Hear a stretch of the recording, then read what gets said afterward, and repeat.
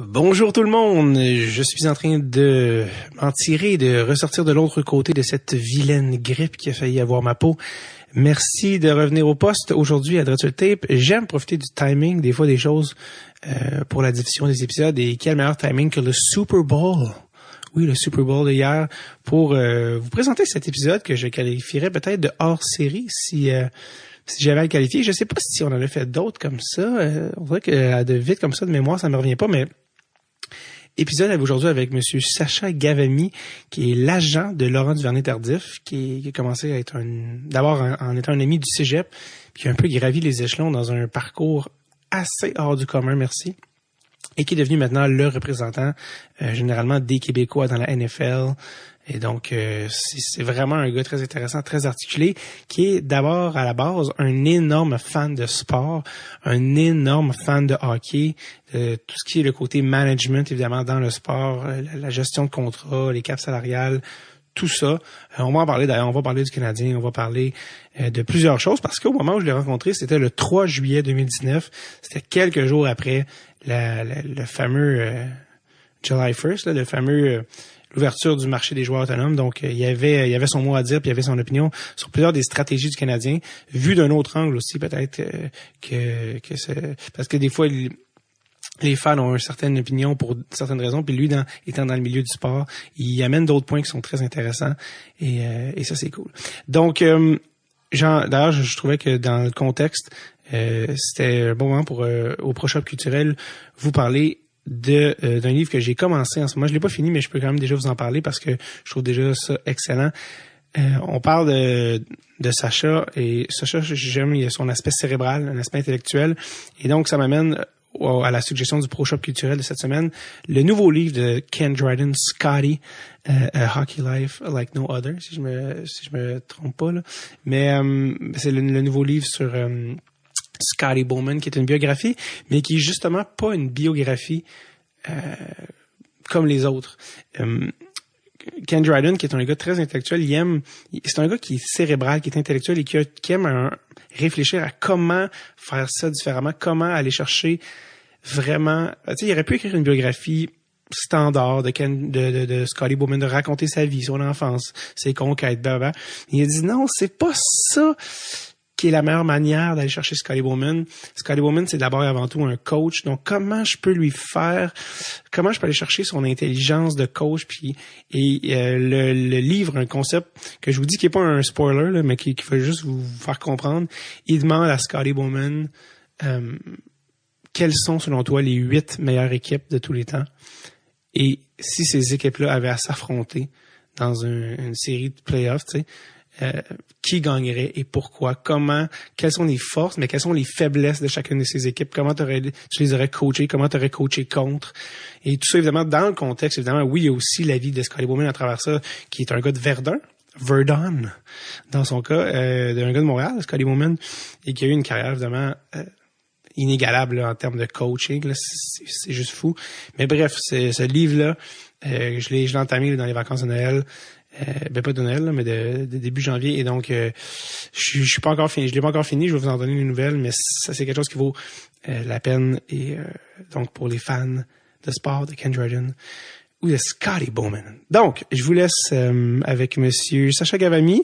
Je pense que j'ai tout dit, ouais, c'est pas mal ça. Ouais, c'est ça. Je vous présente l'agent de Laurent Duvernay-Tardif, Sacha Gavami.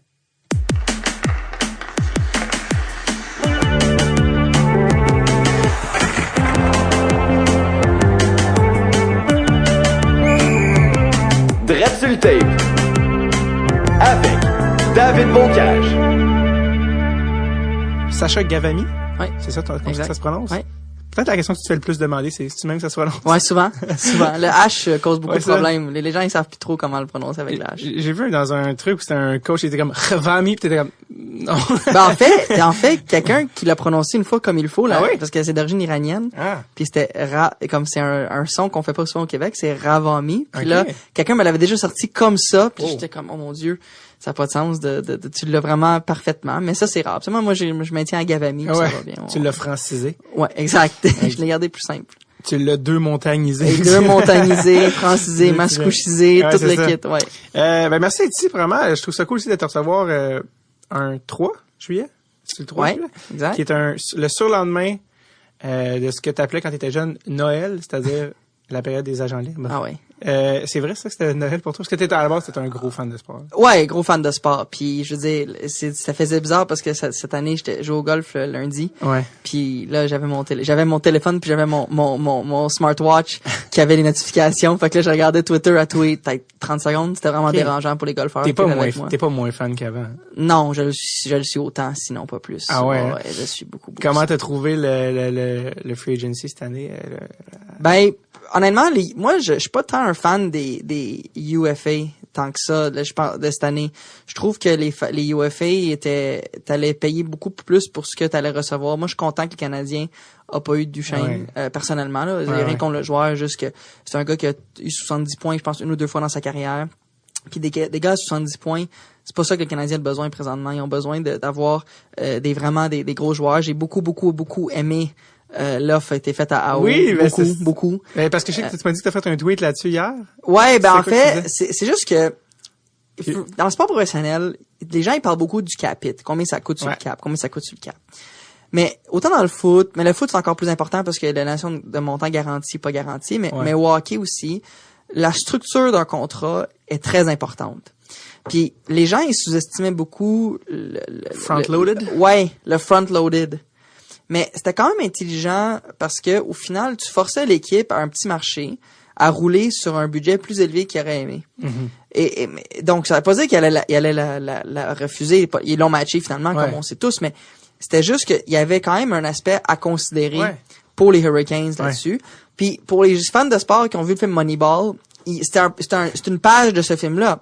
Les Oakland A's, dans le film, on se rappellera, ils font les séries, ils perdent en série, ils ont Johnny Damon puis Jason Giambi dans leur club, puis c'est des excellents joueurs, mais ils ont pas les moyens d'aller payer ces gars-là. Pas parce qu'ils sont pas assez bons, pas parce qu'ils estiment qu'ils sont pas de talent, parce que c'est une équipe à plus petit marché. Donc ça aurait pu que la Caroline aurait pu dire, ben écoute, nous, 21 millions en un an, ça rentre pas dans notre philosophie. Mais ce que la Caroline vient de faire, en acceptant de matcher, ils viennent de créer un précédent dans leur structure salariale. Puis ça, faut pas sous-estimer, parce que moi, je travaille dans le foot, puis moi, je sais au football, dans les équipes de la NFL, et même la Ligue canadienne, ils ont toujours une structure qu'ils respectent pour l'ensemble de leurs joueurs. Ils respectent une certaine structure, que ce soit au foot, la portion garantie, que ce soit la signing bonus, comment c'est structuré, la façon que les clauses sont écrites. Donc, pour une équipe comme la Caroline, qui est un plus petit marché, qui met un précédent, c'est quand même un gros statement de dire, OK, nous, on est prêt à te front-loader ton contrat de 21 millions sur un contrat de, c'était quoi? C'était sur 40? C'était presque la moitié, à peu près, là. C'était 21 millions dans les 12 premiers mois. C'est ça. Tu sais, puis c'était quoi? 8,5 sur 5 ans? Fait qu'à peu près, peut-être... 8,454, parce que pour être en dessous du threshold. Il voulait être en dessous du threshold. Mais bref, en changeant, ils forcent, dans le fond, les Hurricanes à changer, en guillemets, leur valeur. Puis ce qui est quand même à piler sur leur ego puis leur manière de faire. Ce qu'ils étaient pas prêts à faire, hein, donnant le contrat, parce qu'ils étaient pas prêts à y donner ça en discussion libre. Puis l'agent de Haro est celui qui voulait le plus, qui vient à Montréal aussi. Comment tu voyais ça, toi, d'un point de vue d'agent? Parce que lui, tu le voyais. Puis, by the way, l'agent de Haro est le même que Braden Point. Oui. Qui aussi était une option considérée par Marc Bergevin. Oui. Mais avec raison. Avec très raison. Mais qui a dit, on pense qu'on a plus de chance pour les raisons que tu as mentionnées. Puis la Caroline, avec les Hurricanes. Surtout que Julien Brisebois, je pense qu'il aurait matché dans la seconde. Mais, puis on s'entend, ils sont quand même complètement à la gorge au niveau salarial. Mais pour les raisons, on parlait de l'agent de Haro comme de ce point de vue-là. Ouais, mais j'ai trouvé ça, il a bien joué ses cartes. C'est pas un agent qui est très flamboyant, hein, Johansson. C'est un gars qui absolument est assez discret. Il représente aussi Price, Gallagher. Tu sais, il y a quand même des clients avec le Canadien. Puis le fait qu'il sort dans les médias, j'ai lu un article dans l'Athletic hier où ce qui est sorti, puis il a dit carrément que son client était prêt à venir jouer à Montréal, était intéressé à jouer à Montréal. Il y a une partie qui m'échappe par contre dans l'histoire, c'est que l'agent, je trouve qu'il a fait un excellent travail, il a trouvé une façon d'aller chercher une offre qui avait de la valeur pour le joueur. Bon, certains vont dire AO vaut plus. je suis d'accord Oui. qu'AO vaut plus. Je suis d'accord qu'un AO à 10 millions, à 11 millions, j'aurais pas de la misère à le payer à 21 ans quand tu fais 83 points en 82 games. Ouais. Tu sais, ça vaut Ouais. la peine. Mais straight to free agency. Mais c'est ça. Il y a Il plein a eu d'avantages. son term. Il a eu son 5 ans. Dans le fond, lui, il touche le free agency le plus tôt qu'il aurait pu le toucher. Exact. Mais même si tu laisses un peu d'argent sur la table sur ton annual average value, Ouais. au final, il va le récupérer en free agency s'il continue de cette façon, là, de façon énorme. Là. Dans la première année de son contrat, Ouais. il va le récupérer. Donc, au final, par contre, la partie qui m'échappe, c'est que, là, je sais pas à quel point c'est vrai, Ouais. Dundon qui vient derrière, AO, il veut rester, parce que s'il était pas prêt à rester, on n'aurait peut-être pas matché. Là, il y a quelque chose qui marche pas, là. C'est ça. Parce que AO, il dit, je veux jouer à Montréal. Est-ce que c'est vrai qu'il voulait rester? Est-ce qu'il voulait jouer ces les deux tableaux? Peut-être. Mais, en même temps, cette partie-là m'a chicoté un peu parce que j'aurais aimé ça, évidemment, je suis personne du Canadien, mais j'aurais aimé ça que AO dise, tu sais quoi, moi, je veux aller à Montréal. Je suis prêt à y aller. C'est pour ça que j'ai signé l'offer sheet. Fait que ça m'intéresse pas plus que ça de rester. Force la main aux Hurricanes de garder un joueur qui veut pas rester pour aller à Montréal. Ouais. Mais Mais c'est ça là-dessus. le met lui, en fait, il n'y a aucun avantage à faire ça parce que ça le met dans une mauvaise position. Parce que s'il match, tu voulais pas rester, mais finalement, tu restes. Dans le fond, c'est que si, tu comprends ce que je veux dire? Ouais, C'est plus, je il y a comprends. rien à gagner à dire ça. Ben, pour un joueur de 3e, 4e trio, je suis d'accord. Ouais. Un joueur comme AO, sa production parle pour elle-même. Ouais. Mais T'sais, là, il est là pour 5 ans. Il y a rien qui l'empêche de dire au GM, regarde, moi, si tu me donnes le choix, là, ma préférence numéro 1, c'est d'aller à Montréal. C'est pas que je suis malheureux ici, mais si j'avais Ouais. l'opportunité, ce serait de partir. Là, j'y mets les C'est mots à dans quoi la il répond, bouche. ouais, mais moi, je vais le garder. Ben, c'est correct. Besoin de Tu as le tout. droit de me garder. Ouais. Tu sais, mais tu comprends, c'est là, Ouais, là, ouais. là, évidemment, je suis pas dans les discussions Ouais, qu'il y a à c'est ça. l'interne. Mais c'est cette partie-là un peu que j'aurais aimé, tu sais, le fan en moi aurait dit, j'aurais aimé ça qu'il fasse un statement, tu sais Ouais, quoi, ouais. je vais y aller à Montréal. Mais l'agent, toi, faut jamais qu'il dise ça. Ben, en même temps, je dis, il faut jamais qu'ils disent ça, dans la mesure qu'il faut pas non plus, il y a rien de mauvais de signer. dire la vérité. Ouais, ouais. Regarde, t'as mes droits, je suis ici, puis si tu matches, ça va me faire plaisir de venir travailler ici. Ben, en ce moment, j'ai signé un offer sheet parce Ouais. que, C'est le message que j'ai compris de lui, en tout cas. Ben, c'est ça que en j'ai faisant compris. ça. Puis, toute la stratégie, les gens ont beaucoup, mais évidemment, Montréal a beaucoup d'opinions sur le hockey, mais tu réalises aussi que les gens sont moins au courant des finer points, là, Ouais. des offer sheets, puis des thresholds, puis tout ce que ça Ouais. impliquait. Est-ce que tu penses parce que Dundon était puis plusieurs disaient, si Benjamin voulait l'avoir, il aurait fallu qu'il pèse un peu plus fort sur le crayon puis qu'il monte en haut de cet average-là. Mhm. Puis c'est à quoi Benjamin répondait, dans le long terme, ça fait moins de sens pour nous avec les gars qu'on a besoin de re-signer pour la structure salariale. Est-ce que tu penses qu'il aurait dû être un peu plus agressif au niveau du salaire? c'est facile de jouer à ça maintenant que l'offre a été matchée, Ouais. tu sais. Moi, je maintiens mon point de Ouais. dire que, au final, il aurait donné un first round pick de plus. OK? Mm-hmm. Est-ce que c'est vraiment les manquer un first round pour que Dundon dise, ouais, Ouais, je laisse-le pense. partir? Non. Un gars comme AO, je veux dire, à moins que tu vas dans le 4 first round picks, là, tu sais, que, mettons, Ouais, les le différents- over 10 millions, over, là, le ouais. over, ouais. Là, à un moment donné, faut que tu y réfléchisses. Mais Ouais. encore là, Parce que ça implique de l'argent, ça implique beaucoup de choses. t'as Weber, t'as Price à payer, t'as Domi qui va être agent libre avec restriction après cette saison. Tu sais, t'as quand même des bons prospects qui s'en viennent. Ouais. Faut quand même pas paniquer. Je veux dire, Ouais. Montréal est dans une bonne situation. Les gens ils disent, Benjamin n'a pas amélioré son équipe. Probablement, il l'a amélioré parce qu'avec un meilleur backup, l'année passée, les Canadiens font une série. Juste de même, là. Niemi a pas gaulé pour gagner des matchs en fin de saison. Ça mettait beaucoup de pression sur Price. Et il y a des games que Niemi a échappé. Que si t'as un meilleur backup, tu vas chercher juste 2 points. 2 points de plus. 2 points ou 4 points de plus, On tu a fais tous les certaines séries. games en tête. C'est Ouais, ça. tu fais des Ben oui. séries. Fait que les gens c'est facile de dire le backup, c'est pas important. Non, c'est important. Il a amélioré son équipe avec cette signature-là. Ouais. C'est peut-être pas la signature d'un centre numéro 1 ou d'un défenseur gaucher qu'on recherche tous, mais il a amélioré son équipe. Il y a aussi une autre chose, il y a beaucoup d'espace à la masse salariale. Ça vaut quelque chose, parce que les GM, moi là, ce qui me fait rire dans le sport, c'est les gens qui vont praise, excusez l'anglicisme, le directeur général, Ils vont vénérer. vont lui donner plein de... tu sais, Encenser. L'encenser, merci, le directeur général, pour dépenser de l'argent. C'est facile, cette partie-là. Généralement, les plus grosses erreurs. Oui. La seule erreur, non, c'est pas vrai. L'erreur pour laquelle Marc Bergevin s'est fait le plus reprocher de tout son règne, c'est Carl Osner. Oui, c'est Carlos. C'est d'avoir pull the trigger par peur de swinguer dans le beurre. Oui. Puis au final, c'est exactement l'inverse de ce que tu veux. Exact. Les bons directeurs généraux sont capables de bâtir une équipe dans un contexte de cap salarial. en prenant cette réalité-là et de ne pas être dans une situation de vulnérabilité où est-ce que tu dois échanger un Patrick Marleau puis donner un first round pick. OK? Ça, tu sais, ça, c'est parce que là, quand on parle de structure, Marleau qui arrive il y a 2 ans à Toronto puis qui signe, il voulait 3 ans, donne-y la 3e année. Ben oui, mais la 3e année, tu fais mal. Ouais. Puis Doug Wilson qui a dit, je te donnerai pas la 3e année. C'est ça. Puis que les gens ont dit, tu laisses partir un lifetime shark, comment peux-tu? Et c'est qui rit finalement? Il a donné un first round pour prendre le salaire. Exact. Fait que les Canadiens, ils ont de l'espace à la masse. Ils ont encore ils ont beaucoup d'inventaire, entre guillemets, pour faire des échanges. Ils ont des bons prospects, ils ont des choix au repêchage beaucoup. Ils ont beaucoup de belles choses. Puis ils ont une bonne équipe. L'année passée, les gens, ils ont tous frappé des sommets en carrière. Je comprends. Mais t'as Kotkaniemi qui s'en va dans sa 2e année. T'as Lekkonen qui a pas connu une grande saison offensive. T'as quand même des joueurs qui, oui, ont connu des grosses saisons, mais Drouin, il a pas marqué en les 20 derniers matchs ou presque, là.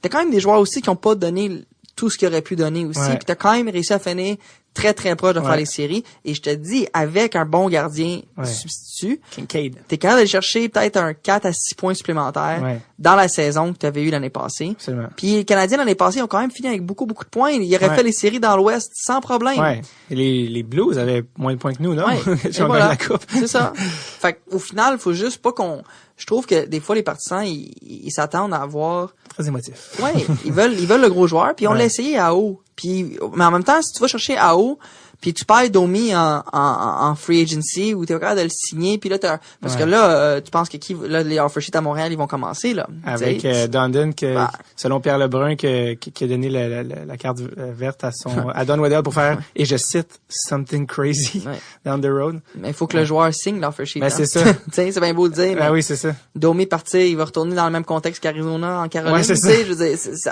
plus l'inverse. C'est ça. Ça spécule, mais au final mon point, c'est juste une équipe se bâtit de façon constructive avec des bons choix, des bons moves au bon moment.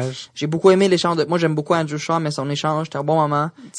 Au pic de sa valeur. C'est ça. Juste avant ses 8e et 9e commotions. Exactement. C'est parfait. Il était très fragile. Déjà qu'il jouait l'année passée, ça me surprenait beaucoup. Sa meilleure saison. Oui, non, c'est ça. Tant mieux. Fait que, mais oui, puis on a des cartes. Là, c'est drôle parce qu'au moment où l'épisode va être difficile, dans plusieurs mois, peut-être que Drouin va avoir été changé. On sait pas qu'est-ce qui va avoir changé depuis, mais il y a beaucoup de choses, beaucoup de pièces qui peuvent bouger. Je veux qu'on enchaîne parce que j'ai un temps limité. Toi. Ben oui, non, on est encore dans le hockey, on n'a même pas parlé de ta vie. Non, c'est ça. 13 minutes juste ces Canadiens. Non, c'est ça, c'est ça parce qu'à la base, en fait, c'est la meilleure introduction en matière possible parce qu'à la base, t'es ce que tu t'appelais toi-même un nerd de sport.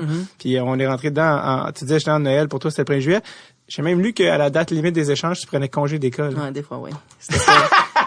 On n'a pas les mêmes parents. Je prenais congé. Ben, disons que j'étais malade, là, entre guillemets. Mais dans le fond, tes parents étaient pas au courant ou ils étaient au courant? Ben non, mes parents savaient pas que j'étais malade parce qu'il y avait la date limite des transactions. Non, mais ils savaient pas que tu fakais? Non. Ils sont très naïfs. Je jouais bien le jeu, pareil. Puis je me rappelle une fois, j'étais allé à l'école, mais il y avait installé une télévision dans la cafétéria. Quelle erreur. Puis j'allais comme, je pense que les gens ils pensaient que j'avais pogné une intoxication alimentaire. J'étais comme, faut que j'aille à la salle de bain, je revenais comme 1 heure après. Et puis c'était vraiment, tu sais, c'était pour écouter. C'était dans le temps que je me rappelle encore, c'était quand que les rumeurs envoyaient ça à Montréal, des Thrashers.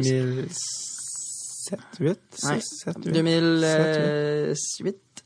Les fameux gants, Sacha. Les gants, c'est ça? Les gants de Hossa? Oui. Qui étaient peut-être probablement les gants de Marcel, ça, mais bon. Ça, les gens en parlent moins. Ouais. Fait que non, j'aime bien le sport, effectivement. Ouais, exactement. Donc, c'est comme ça que ça a commencé, parce que toi, tu rêvais d'être agent, ça remonte à quel âge, là? Mon Dieu.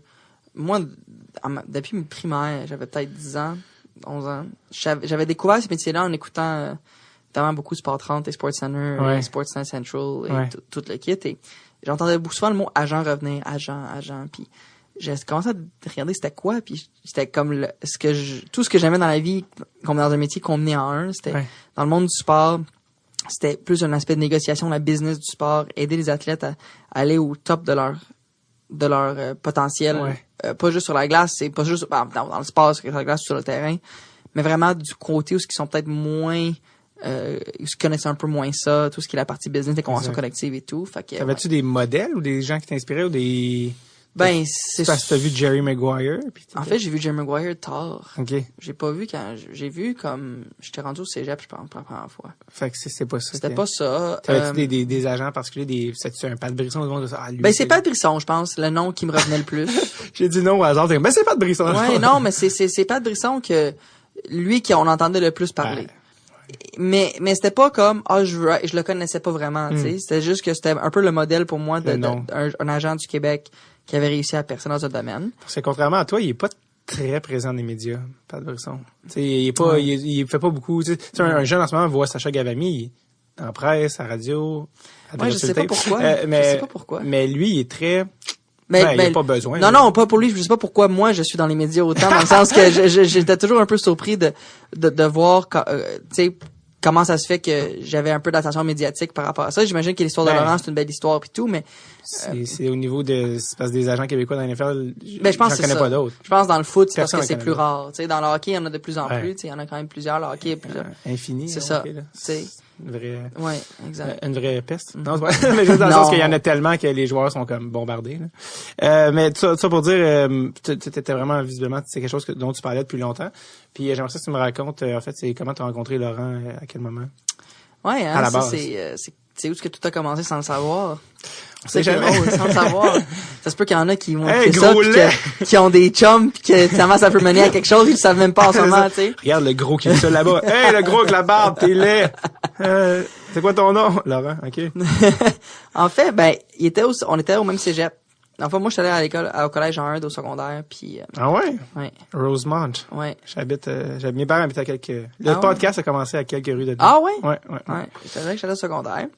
Puis, moi, je jouais pas Oui, vas-y. Non, excuse-moi, j'ai interrompu, mais c'est le path vers Grasset de Jean Heard est assez classique. Oui. C'est ça. Mais bref. Fait que, non, moi, je jouais au tennis toute ma vie. Je suis un joueur de tennis à la base, puis j'ai compétitionné au tennis. Regardant ton gabarit, je me suis dit football, j'aurais... Ouais, non. Moins écrit, ouais. C'est peut-être botteur, mais à part ça. Mais, fait que c'est ça, mais tous mes amis du secondaire, mes meilleurs amis encore à ce jour, c'était des joueurs de foot. C'était un peu arrivé de même. Culture de foot aussi à Jean Heard, quand même, faut dire. Les aigles. Ouais. Exactement. Puis, fait qu'on tu sais, encore mes meilleurs chums aujourd'hui, c'est cette gang-là d'amis que je me suis fait à Jean Heard. Et finalement, ce qui est arrivé, c'est que quand je suis allé à Grasset, évidemment, tous mes amis allaient à Grasset, puis moi, un cégep, j'étais un peu indifférent, dans la mesure que Grasset, c'est quand même géographiquement bien pour moi. Fait que je suis allé là, puis ils ont rencontré Laurent dans l'équipe de foot, et Laurent était devenu dans leur gang, donc dans notre gang d'amis, et c'est comme ça que je l'ai rencontré. Puis Laurent, c'était pas un gars qui joue au football depuis 30 ans, non plus, quand là, il joue au foot depuis le secondaire, peut-être 15 ans. À peu près 14-15 ans. Ce qui est fou parce que dans un sport comme le hockey, si tu commences pas à 3, on va dire à 6, 7, pas un gars que tu connais c'est rare quand même. Là. Je suis pas fou. Ben, le foot, ça se développe sur le tard. Parce qu'au final, c'est beaucoup de comment est la technique et tout, mais c'est aussi comment tu développes ton corps. Est-ce que dépendamment de ton gabarit physique ou ce que tu te situes, c'est très important.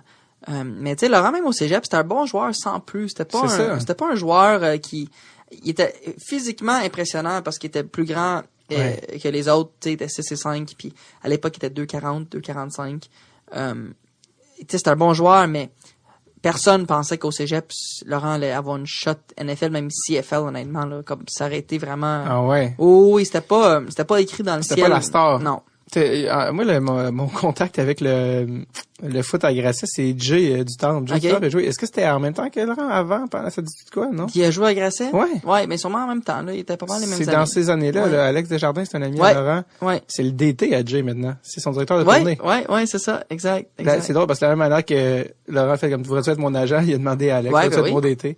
C'est les amitiés de Grasset. Regarde, le Grasset, ça forge des belles amitiés, ça a l'air. Pas juste des decks Non, c'est ça, pas juste des decks en or et lettres. Mais non, fait que là, tu rencontres Laurent, lui, il est au courant de ton rêve. Ouais, mais tu sais, je le disais ouvertement que c'est ça que j'aimerais faire un jour dans ma vie. Ton coming out. Ouais, puis ça, c'était pas, je le cachais pas, là. Je le cachais pas. Tu sais, dans ma tête, les chances que ça marchait étaient extrêmement minces. Surtout que Laurent était pas un prospect de on parlait pas de ça de cette façon-là. Tu sais, moi, je le disais, mettons, les gens me disaient, qu'est-ce que tu veux faire plus tard? Ça, je dis, mais moi, j'aimerais vraiment être agent. Mais bonne, finis ton deck. Tu sais, c'est ça. Mais au final, c'était pas comme une question de Laurent, tu sais, Laurent quand il va percer dans tu sais pro, c'était pas un jeune phénomène. Là. Non. C'est quand qu'il y a eu un switch puis que t'as reçu un appel. Ben là, c'était plus tard, j'étais rendu à l'université, moi je suis allé à l'université de Montréal en droit. Flash forward de combien d'années? 3 ans. 3 ans. 3 ans après la fin du deck. Puis pendant ce temps-là, Laurent se rend à McGill. Ouais. Il commence à jouer au football.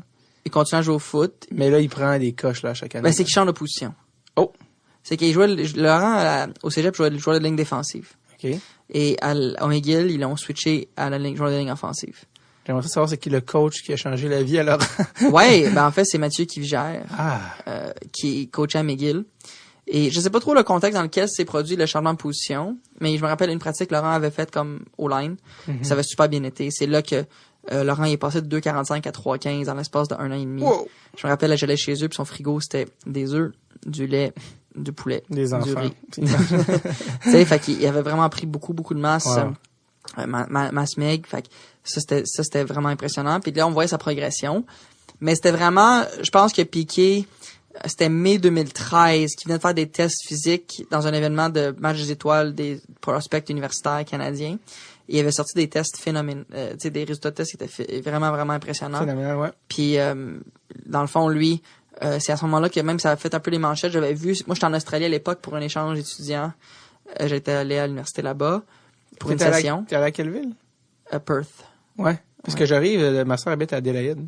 Ah ouais? Fait que je me demandais, je t'étais dans quel coin. Perth, il est plus à l'ouest. Ouest, la côte ouest. Ouais, exact. Donc toi, t'es là-bas en échange. Puis là, je vois ça. Tu suis ça à distance un peu. Je suis ça un peu à distance. Puis tu sais, je suis content pour. En moment, je pense même pas être comme son agent, rien là du tout. C'est son ami qui. Ouais, qui est fan. Je suis vraiment content pour lui, ça va bien. Puis là, à un moment donné, je me rappelle un soir, il est peut-être 11h le soir, mon heure. Ouais. Donc le matin, ici, je FaceTime avec un des chums qu'on a en commun. Et là, on se parle, puis je dis hey, comment va là? Puis il dit il va bien, je pense qu'il va t'appeler. Je pense qu'il aimerait ça que tu sois son agent. Puis là, j'ai un peu sursauté, j'ai dit ben là, de quoi tu parles? Il dit, non, c'est vrai, il m'en a parlé, il va t'appeler. Fait que là, je raccroche avec lui, j'essaie de rejoindre Laurent, mais pas rejoignable, je le texte tout. Finalement, 3 heures plus tard, il m'appelle. À quelle heure? Peut-être 2-3 heures du matin.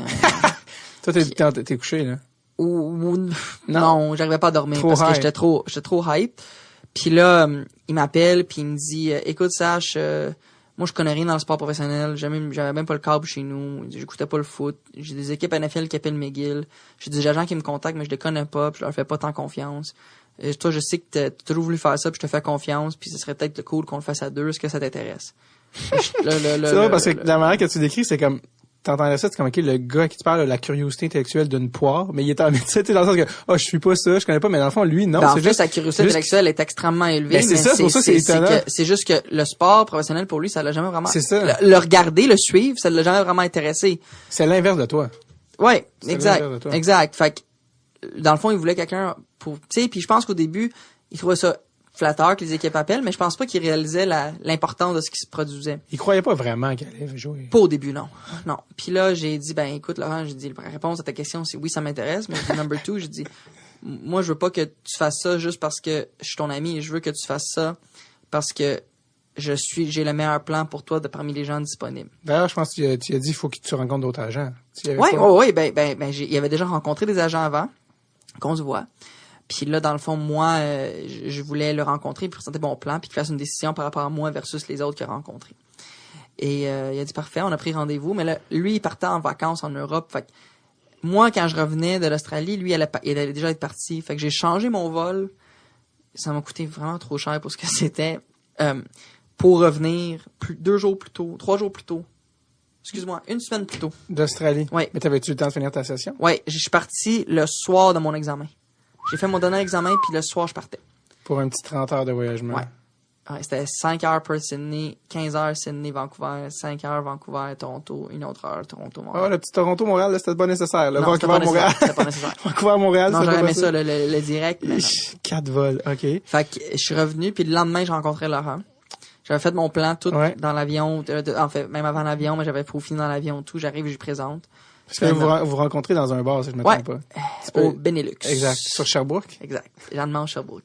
Chaque fois que je passe devant, je souris. Petite larme tranquille qui coule sur la plus un sourire, ouais.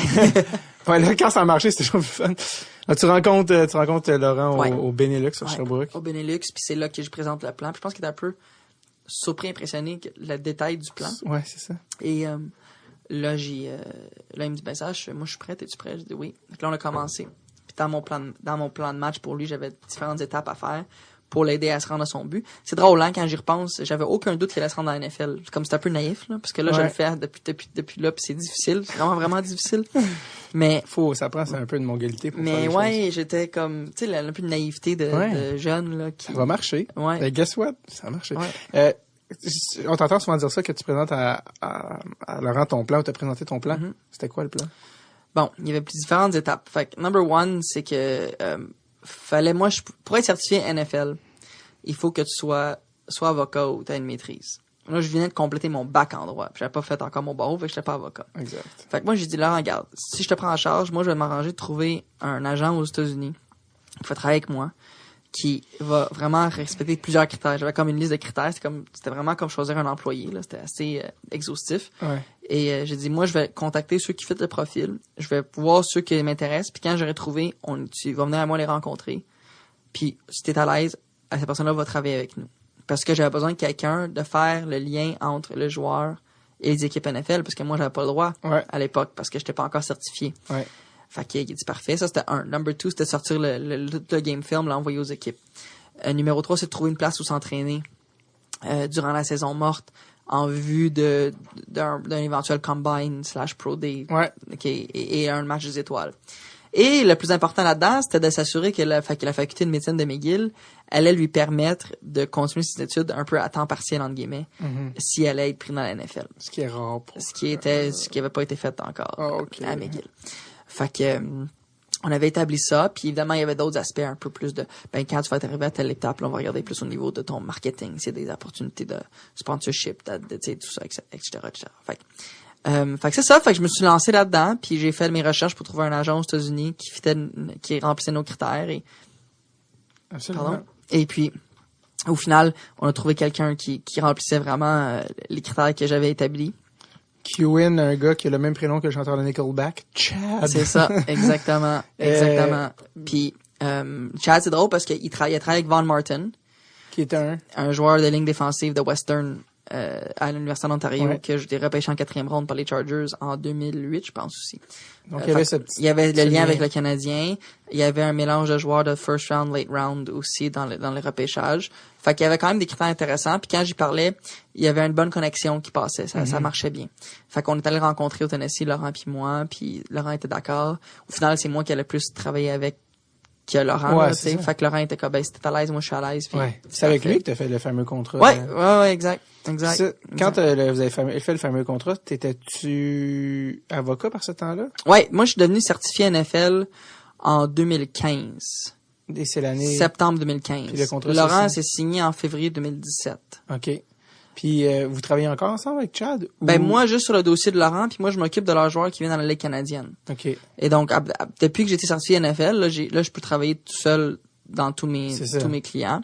Fait que je travaille avec Anthony Auclair, Mathieu Betts, Ryan Hunter. Tu sais, ça, c'est des joueurs que j'ai pu travailler avec alors que j'étais déjà certifié NFL. OK. Alors que là, pour Laurent, c'est une entente avec les deux. Ouais, exactement. Exactement. Qui t'ont aidé au début. Oui, puis ça marchait bien. Puis ça fonctionnait bien. Puis la négociation de contrat, c'était vraiment le fun. C'est pour moi de participer à une négo comme ça, d'apporter ma plus-value là-dedans. Je connais le joueur, je connais comment il pense. Des fois, faut attention, hein. Tu sais, chaque négociation, tu dois l'adapter selon le client que tu as. Ouais. Parce que chaque client a une approche différente, une capacité de gestion, de stress par rapport à ça différente. Et donc, beaucoup la négo, c'était même fait in-house, c'est-à-dire qu'on échangeait les offres à l'interne. Chad et moi, on les révisait, on les peaufinait avant de les soumettre à l'équipe. Et dans le fond, C'était quoi le rôle de chacun? Chad, toi, je dirais Chad, c'était la personne, évidemment, lui, il a peut-être 15 ans d'expérience maintenant. Chad était la personne qui était en charge de faire le lien avec les Chiefs. C'était lui l'interlocuteur. Malgré que j'ai des excellents contacts avec les Chiefs. Je voulais pas que ça se devienne cacophonique. Fait que Ouais. j'ai dit, toi, tu vas être le point man dans la négo. Moi, mon rôle, c'était plus au niveau de la recherche, puis de monter les offres, puis de comparer les offres avec ce qu'il y a sur le marché, puis assurer que ce qu'on offre fitait bien dans le marché Right. par rapport à ça. Fait qu'au final, c'est quand même bien fait parce que Ouais. à partir du moment qu'on s'est entendu sur la durée du contrat, les chiffres sont quand même tombés en place. La durée, c'est qui? C'était toi qui parlais de ça? Que toi, tu parlais avec Chad parlait à eux? Oui, exactement. Mais c'est ça, au niveau des chiffres, c'était-tu plus toi ou les deux, ou comment ça marche? Les deux, tout ce qui est la structure de l'offre, c'était toujours les deux. Terme et... Ouais. et Argent, terme, ouais. Oh, Ok. ouais, toujours. Fait que, dans le fond, on a envoyé une offre, et là, mettons, les Chiefs nous revenaient avec une offre, là, on la révisait à l'interne, puis là, on regardait ça. Puis eux, à la base, est-ce que ça finit, c'est 4 ou 5 ans, finalement? C'est une prolongation de contrat de 5 ans. 5 ans. Puis eux, en termes de terme, au début, ils devaient vouloir être pas mal moins long que ça ou plus long que ça? Ben, en fait, ils voulaient à peu près ça. OK, donc Ouais. ça, puis Nous, toi, on tu voulais pas moins aller... longtemps. Au football, parce que comme les contrats sont pas garantis, la durée ne favorise que l'équipe. OK. Tu sais, parce qu'exemple, un joueur de hockey qui signe un 7 contrat ans. de 7 ans, 7 millions, en 2 lits, mettons. Ouais. Tu vas chercher 49 millions garantis dans tes poches. Blessure, pas blessure. C'est ça. Non, on oublie le buyout, là, 2 secondes, là, mais, Oh oui. OK. Mais Mais c'est ça. Que tu fasses un point, que tu en fasses 80. tu Un vas joueur de payer. foot, si tu signes 7 ans, 7 millions par année, mais dont 14 sont garantis, ben, la balance, 2 ans. Après ça, ils peuvent te couper la 3e année, puis tu fais, tu sais, t'as plus rien. T'es plus payé. Parce que Ils peuvent annuler les contrats Oui. comme ça. Ça, c'est un truc qui existe pas au hockey. non. Exact. Parce qu'au hockey, les montants sont garantis. Pourquoi au football, l'argent n'est pas garanti? L'association des joueurs, comment ça, qui s'occupe de quoi? Parce que, C'est tu la sais, seule ligue qui ne l'est pas. Puis là, c'est pour ça que ça va négocier fort la une convention collective. ça peut, en plus, c'est une des ligues qui génère le plus de cash. Ça n'a pas de sens que... Et oui, je pense que le point de vue des propriétaires, c'était les risques de blessure qui étaient beaucoup plus élevés. Et puis là, qu'est-ce qui arrivait, c'est que les propriétaires disaient, ben, si un joueur se blesse, puis là, ben, tu sais, tu sais, l'année d'après, il est plus assez bon, mais comment ça, je dois le payer pour autant? C'est Si drôle un parce joueur se que blesse, c'est le même argument du côté des joueurs. C'est, Oui, je sais. je vais me blesser, Je sais. fait qu'il faudrait que tu me je payes. sais. Mais ce qui arrive avec le foot, c'est qu'aussi, je pense que il y a tellement peu de postes disponibles, il y a tellement de joueurs qui veulent jouer au foot professionnel, c'est que les propriétaires, ils ont pris l'approche de, regarde, les vedettes, là, les grosses vedettes, leurs contrats sont garantis ou presque la totalité. Mais c'est les joueurs de plus bas tiers qu'eux autres, ils ont besoin des argents garantis. Toujours un gars pour te remplacer. C'est ça. C'est ça. Il y a bien plus de monde qui veulent C'est ça. jouer qu'il y a de postes. C'est ça. Fait que c'est ça que je pense l'approche des propriétaires. Ouais. Moi, c'est sûr que on deviendra ma position que j'aimerais ça que les joueurs obtiennent tous des contrats garantis, Ouais. puis ça serait encore beaucoup mieux. Mais d'un point de vue, ça va être une négo qui va être ardue, qui va être très difficile dans la prochaine pour ça. Puis, Laurent avait développé un statut, j'imagine qu'on peut dire joueur vedette, il est Ouais. top 5 Ouais. payé Laurent, dans- il était, selon nous, un des top 5 meilleurs gardes de la ligue. Mais pour aller chercher notre montant annuel et de Ouais. garantie, il fallait qu'on donne un peu plus de durée. Fait que c'est Et là c'est qu'on le- a donné 5 ans. 5 ans. C'est long, 5 ans. J'ai dit ça à Laurent en allant signer le contrat. Au J'ai football, dit- c'est une éternité. J'ai dit, tu sais, ton contrat, il est très bien. Moi, je l'aime, tu l'aimes. Mais tu sais que, à un moment donné, si tu regardes dans 3 ans, tu regardes, maintenant, tu compares ton salaire annuel aux autres joueurs de la ligue à ta position, tu vas dire, oh, comment ça lui fait plus, comment ça lui fait plus, comment ça lui fait plus. Ouais. Mais c'est normal, c'est le marché qui se rétablit tout Ah le oui. temps, qui se rétablit. Fait qu'il faut juste que tu sois à l'aise. Fallait que je dise ça, il faut juste que tu sois à l'aise de D'avance. rester fixe dans le temps avec ça. Puis tu deviens Ouais. une aubaine en bout de ligne. Ouais. Mais, vous avez réussi à garantir sur 40 millions, 20. À peu près, oui. C'est quand même un life changer. Ouais, non, mais c'est sûr. Non, on s'en plaint pas. Je veux dire, t'sais. lui puis ses enfants puis ses petits-enfants vont pouvoir aller... Tu vois ce que je veux dire? Dans le sens que, sachant... puis il y en a à combien de commotions en plus, là? Laurent, il y en a à plus que... Laurent a eu 2 commotions. OK, pas plus? Mineures, non. OK. Il a eu des blessures au genou puis à la cheville. là. Sachant les risques des blessures, sachant qu'il y a une autre carrière aussi possible. Ouais. Ben, en fait, peut-être même plus, s'il veut faire de la Ouais. com ou peu importe. Ou juste être Laurent Duvernay tardif à temps plein. C'était quand même une opportunité qui était difficile à Non, à puis laisser. il a bien joué. t'sais. Oui. Au final, les gens ils disent, oh mon Dieu, le contrat. Ben, oui, on est très satisfait du contrat, mais au final, c'est que le joueur a bien joué. Oui. Et il a amené, c'est ça qui vaut sur le marché. C'est pas moi qui décide combien qu'un joueur de foot à la ligne offensive vaut. Marché. En NFL, tu sais, c'est le marché. Je Ouais. décide pas combien qu'une pomme vaut à l'épicerie. Je décide pas plus comment un joueur vaut. C'est le marché qui l'établit. Puis à la base, dans les négociations, il avait offert 35 millions. Ben pas à la base. Bon, dans le processus, ils ont fait une offre de 35 millions. Puis t'as dû appeler Laurent pour lui faire part de... Pas 35. C'est ça que j'avais lu, 30... Il avait fait des offres à un salaire annuel plus bas, disons la moitié de ce qu'il y a. OK.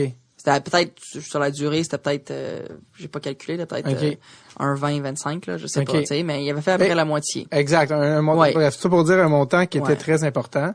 Puis tu as dû appeler Laurent pour lui annoncer, il offre un montant qui va changer ta vie. Ouais. Mais, je refuserais quand même. Et je sais que Laurent était comme, quoi? Est-ce que tu tiens de cette affaire-là? Oui, non, mais oui. Ça, c'était aussi un de mes rôles dans la négociation, c'est la gestion du client. Oui, exact. Puis ça a l'air de rien, hein, ça, mais c'était très difficile parce que oui. Laurent, ça n'a jamais été un gars à l'argent. Fait que lui, tout d'un coup, d'avoir une somme, de se faire offrir mettons, la moitié de ce qu'on a signé pour, c'est énorme, là. Ouais, c'est énorme. Et je me rappelle la conversation que j'ai eue avec lui, on était quelque part, puis j'ai dit, Laurent, juste pour te dire, on a une offre de temps, on la refuse. Et je t'explique pourquoi, parce que c'est nettement en dessous de ce que ça vaut sur le marché. Ouais. J'ai dit, fais-moi confiance, ça va bien aller. Moi pis Chad, on travaille dessus. Je t'amènerai jamais quelque part où ce que je sens que on essaie d'être avare ou on essaie d'être greedy. Ouais. C'est vraiment pas ça. C'est trop gourmand. Je te dis qu'en ce moment, si tu signes ça, tu vas être la risée de la ligue. C'est pas ça que tu vaux. Ouais. Laisse-nous le temps de voir ce que ça peut mener. Puis Laurent, il était stressé un peu, je le voyais. Puis à un moment donné, à sa fête, je me rappelle, on était dans un bar, puis il me prend par le cou. Puis il me dit, Sache, il me dit, je t'aime bien, mais il dit, don't fuck it up. Tu sais, en gros, genre, c'était ça, puis je le comprends. Parce que lui, il s'est tenu loin de la négo, puis il laissait moi gérer, puis il me faisait 100 000 % confiance, puis il me disait, c'est toi qui gères, s'assurer que Chad fait bien son travail, c'est toi qui s'assurer que les offres qui sont présentées sont bonnes, s'assurer que ça avance bien. Tu sais, moi, j'ai toujours dit à Laurent, je dis, il te reste 1 an de contrat. Si on va pas chercher notre chiffre, je te dis, pour moi, joue ta dernière année, tu vas donner unrestricted, tu vas augmenter ta valeur, même si on signe avec les Chiefs, tu vas l'augmenter parce que tu es un bon joueur. Ouais. L'envers, si tu te blesses, qu'est-ce qui arrive? Mais faut que tu sois prêt à prendre le risque. Ouais. Fait que nous, on a abordé la négo en sachant qu'on était prêt à prendre ce risque-là. Ouais.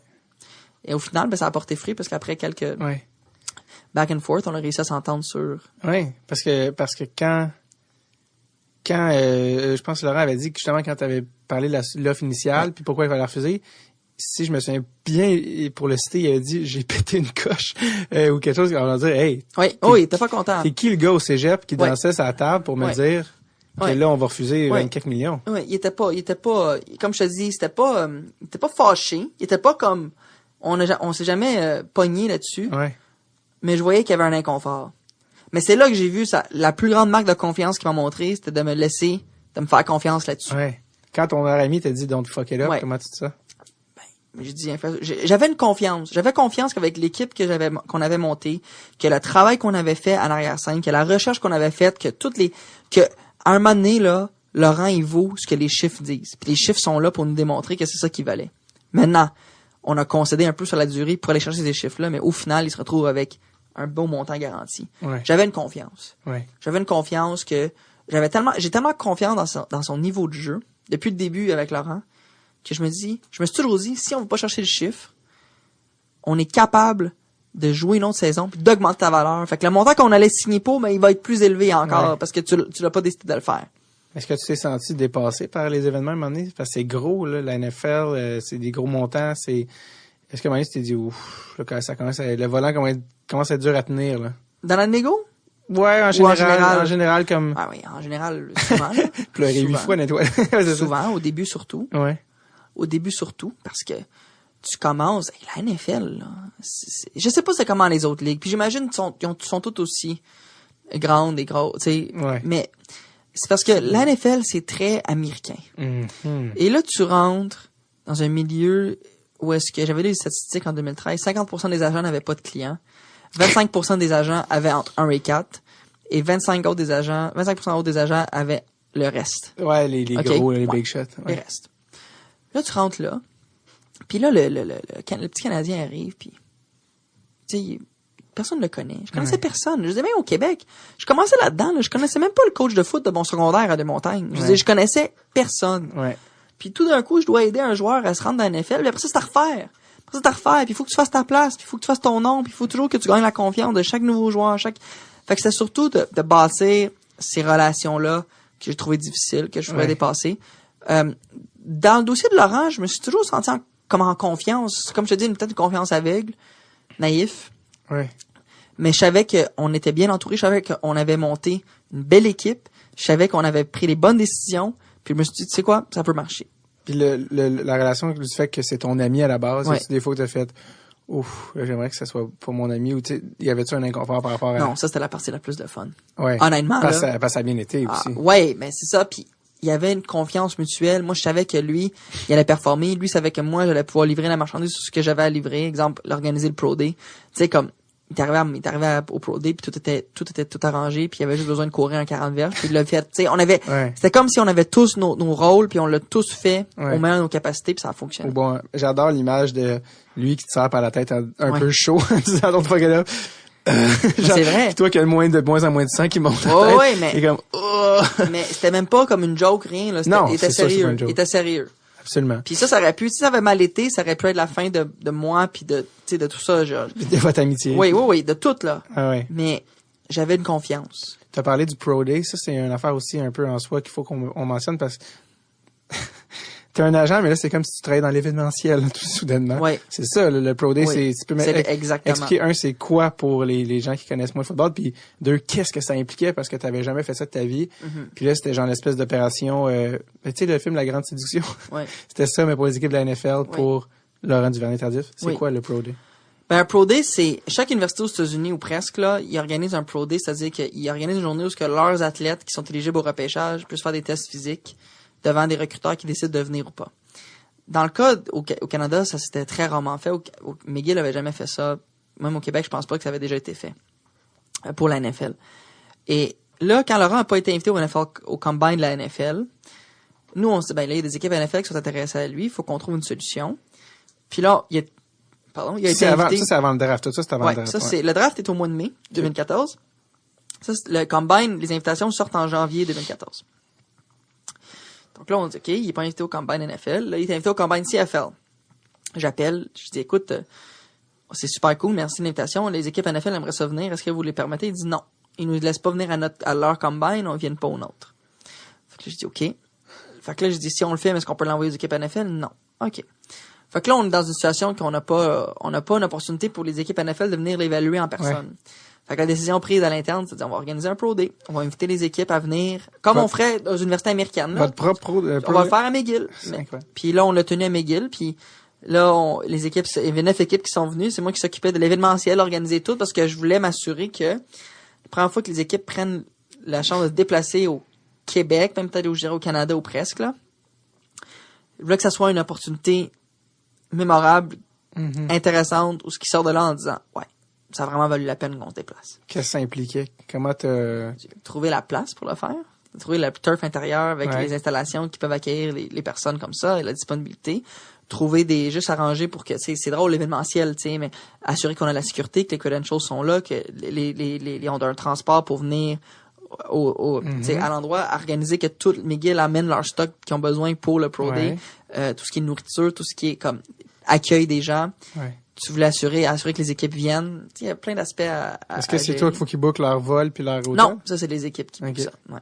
Puis mais je leur donne des recommandations, ils ont des questions, savoir où est-ce qu'on devrait rester par rapport à là. Tu sais, c'est comme un peu plus dans la conciergerie d'hôtel, là. Tu sais, mais c'est le fun. Moi, j'ai beaucoup aimé, puis ça a été vraiment un bel événement. Puis c'est à partir de ce moment-là que vous avez su que le stock, en guillemets, là, en anglais, mais la valeur de Laurent était réelle. Ouais. Après, là, il y a été un match des étoiles, Laurent, en janvier 2014, qui avait très bien fait. Là, on avait vu que sa valeur était en hausse.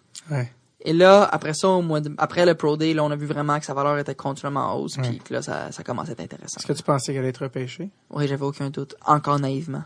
Puis même, il était repêché en... 6e ronde. Il y a combien de rondes? 7. Donc... Ça a passé proche de pas l'être. Ouais. Oui, le repêchage, tout ça, mais cette journée-là, du repêchage, t'avais quelque chose de aussi peut-être plus important à faire. Ouais, mais la première ronde était la même journée que mon examen du barreau. Bon, c'est le fun, ça. C'est le fun. Fait que moi, je conjuguais tout ça pendant que j'étudiais pour le barreau. C'est quoi, 50% des gens qui échouent le barreau? Je sais pas. C'est ça? Non. Je sais pas. Parce que moi, il me semble que les gens en droit, c'est tout le temps comme au même moment de l'année où tout le monde est vraiment triste. Ouais. Ou vraiment heureux. Mais il y en a vraiment beaucoup qui font ça à temps plein. Oui. À temps plein, là. C'est leur occupation à temps plein. Ils étudient le barreau et ils échouent. pas parce qu'on n'est pas intelligent, parce que c'est difficile. Mm-hmm.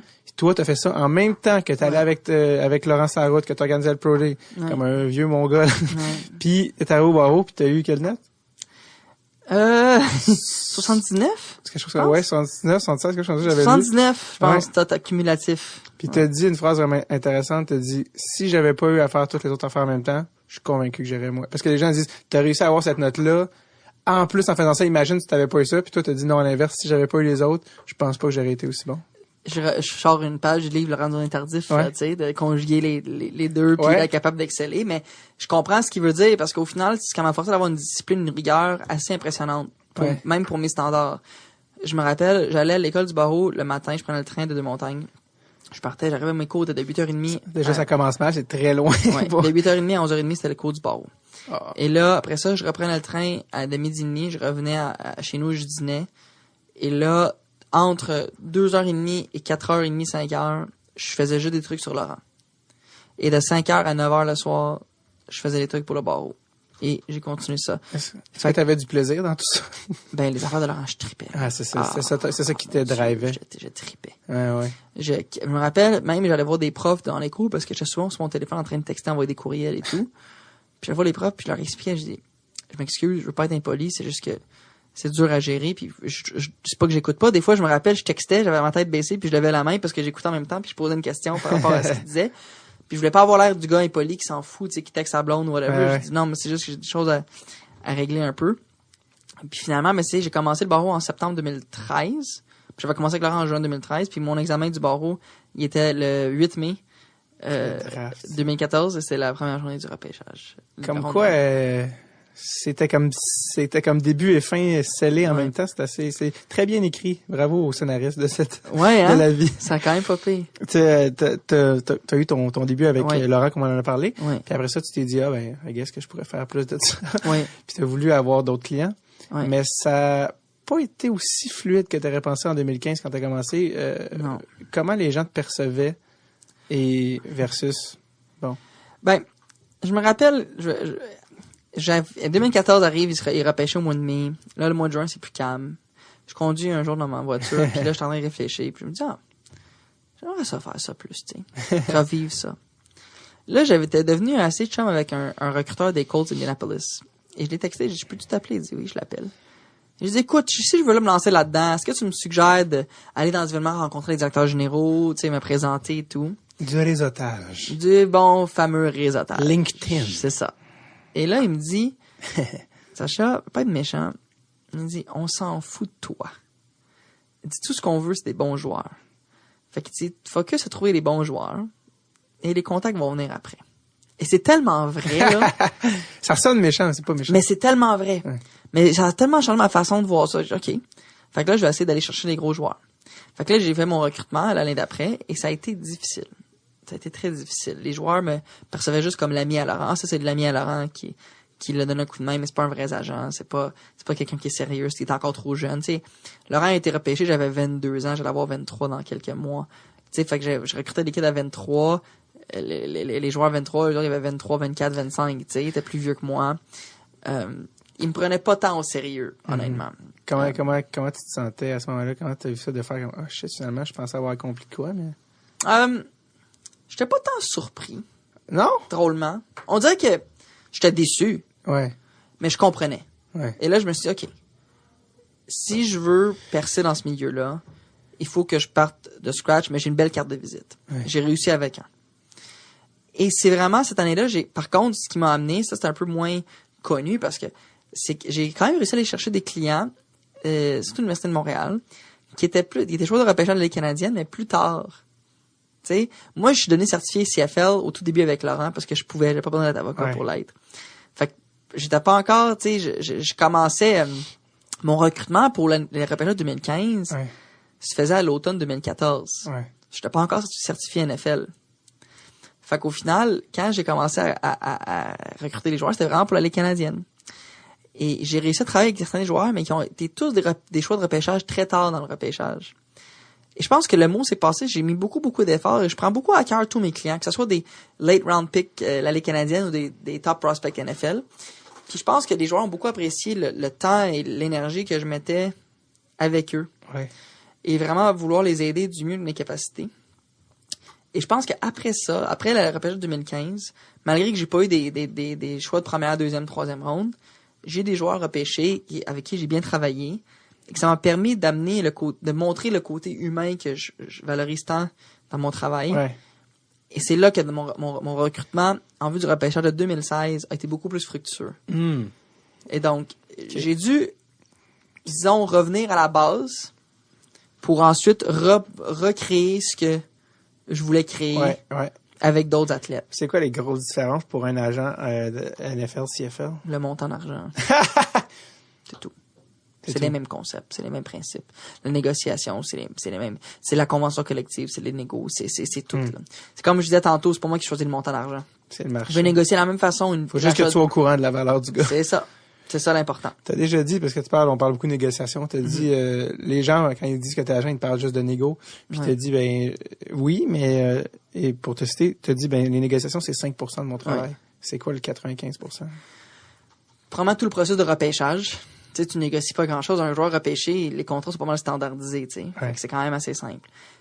Beaucoup de gestion psychologique avec le joueur. Comment approcher les situations, comment l'aider comment voir les choses, l'aider dans chaque étape qu'il va confronter, parce que c'est pas des étapes qui sont faciles. C'est intéressant, ça, quand même. C'est pas des étapes qui sont faciles, puis l'important, c'est de pas avoir l'air du gars qui connaît tout.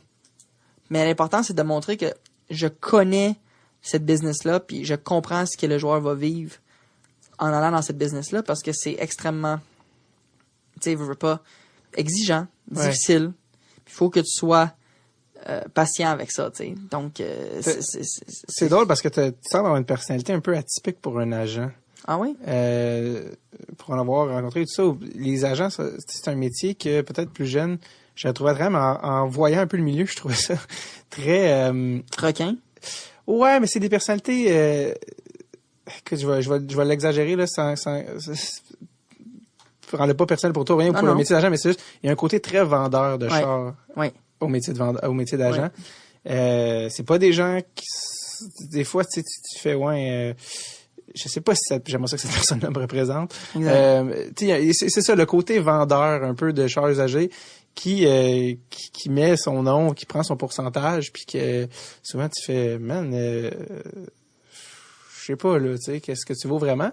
Puis, sachant tout, comme tu en as parlé du processus que le joueur vit, les difficultés, les stress, je connais beaucoup d'agents qui...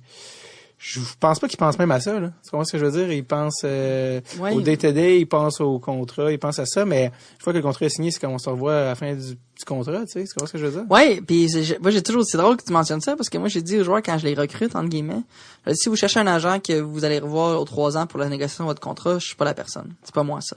C'est pas le plaisir que j'ai. Des fois, les gens font OK, merci, bye. Ça m'est pas arrivé encore. Okay. Ça m'est pas arrivé. Ils aiment ça, le soutien, finalement. Ils aiment ça, je pense. Puis surtout quand tu affrontes des étapes comme ça, là, t'as besoin de quelqu'un qui a déjà vu, qui sait c'est comment, puis qui peut un peu relativiser les choses. Ouais. Puis parce que j'avais lu aussi que quand je me souviens plus c'était à quel moment dans ton parcours, mais quand t'étais allé au States, ça, puis t'avais commencé à un peu te lancer là-dedans, t'as eu un bout, il y a eu un moment où t'étais un peu découragé, puis t'as appelé ta blonde, t'as dit finalement. Là. Ouais, quand j'ai écrit l'examen pour être agent NFL, en juillet 2015, on avait 3 jours de cours auparavant. Ouais. Mais toutes les questions, c'était par rapport à l'argent. Toutes les questions des gens qui voulaient devenir agent, c'était comme, ben, si un joueur fait ci, votre client veut se suicider, il a un gun sur la table. Combien? mais c'était presque ça. OK? C'était genre, ben, si le joueur fait ça, puis se coupe, puis là, combien que moi je vais avoir? Combien je peux facturer? Puis là, moi, c'est drôle, dans toute cette aventure-là, ça n'a jamais été motivé par l'argent. Parce que laisse-moi vous dire que la business d'un agent d'athlète, là, c'est une des pires business que tu peux avoir. Il y a des façons beaucoup plus intéressantes de gagner ta vie avec ça. Ouais. Beaucoup plus. Très peu de personnes font beaucoup d'argent et le reste en font très peu là, comme agent. C'est vraiment une petite minorité. Oui, puis... Mais les gens pensent que c'est payant, mais c'est un calvaire. Là. Ben c'est ça, c'est très difficile. Fait que faire de l'argent comme avocat, je pourrais gagner ma vie beaucoup plus de façon stable que ça. Mais... Parce que en passant, est-ce que tu... Je pratique. Oui, c'est ça. Oui, je pratique le droit. Les gens, alors est-ce que tu te considères agent à temps plein? C'est comment tu gères ton temps? C'est drôle. Je suis agent d'athlète professionnel. J'ai aussi, je pratique encore le droit. J'ai fait 4 ans de litige fiscal, puis là, j'ai délaissé ça en janvier de cette année pour, là, je fais plus une pratique de conseil en négociation avec des clients. Ce qui est un peu ton... Ouais, c'est qui est le fun. T'as des mandats de négo. Ouais. Puis j'ai aussi parti une entreprise qui s'appelle VAS Recrutement Universitaire. Oui, on va y venir. Qui accompagne les étudiants athlètes. En plus, je Ouais. regarde l'heure parce que je veux pas te... Non, c'est correct. Non, c'est ça, parce que Sacha est occupé. Après ça, il y a un petit dîner à Griffintown, donc on va le laisser. Ouais, c'est ça. Donc oui, c'est ça. Donc tu valses entre ces trois affaires-là. Ouais. Mais tu continues. Pour toi, c'est important de continuer à pratiquer le droit. Toujours. Pourquoi? J'ai travaillé assez fort pour être avocat. Puis J'ai pas fait mon bon, je trouve que le métier de droit est tellement, c'est un beau métier, dans quel domaine tu peux pratiquer. Ouais. Puis mon expérience dans le monde du sport, dans la négociation, peut aider dans différents dossiers de droit, que ce soit droit municipal, droit civil, mais c'est une petite pratique, tu sais, ce que je fais présentement. C'est pas, c'est vraiment très peu de dossiers, très peu de clients. OK. Ouais. Pardon? Ça me garde un pied dans la porte, Ouais. toujours, ouais. Est-ce que ça amène un peu d'humilité ou tu sais, je sais pas, tu sais, de gérer des dossiers plus communs ou que de pas nécessairement être en train de vendre ou de gérer des... Ouais, mais le j'aime ça. sport. J'aime ça. C'est de la vie de tous les jours. Oui, c'est hein, ça, mais non, je le disais pas Ouais. négativement, Non, je c'est disais ça. que c'est la vraie vie. Ouais, c'est la vie de tous les jours, c'est le fun. Tu sais, moi, j'aime beaucoup ça. On parlait tantôt, tu disais l'argent, les agents.